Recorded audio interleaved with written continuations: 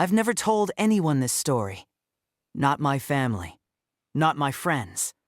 Because if someone had told me this happened to them, I would have laughed. It was a rainy night, and I was driving home from work.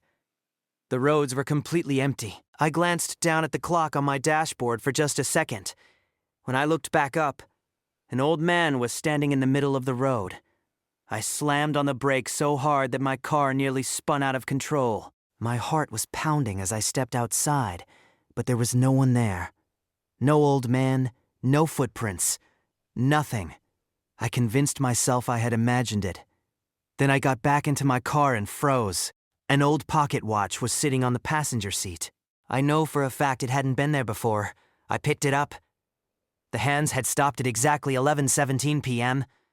At that exact moment, my phone rang. It was my wife. She was screaming, begging me not to keep driving. She had just seen breaking news. A truck had lost its cargo only a few miles ahead, right on the road I was taking. If I hadn't stopped, I would have driven straight into it.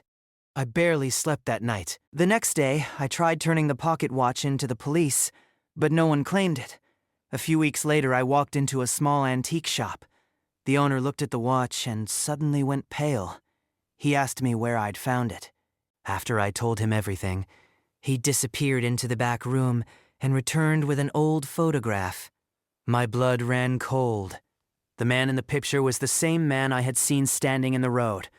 The shop owner told me he had died in a car accident on that very highway more than 50 years ago, and in his hand, he was holding the exact same pocket watch. I never drove that road at night again, but sometimes, when the clock hits 11:17 p.m., I still catch a glimpse of an old man standing beside the road, watching me. And every single time, I ask myself the same question. Did he save my life, or is he still waiting for me to come back?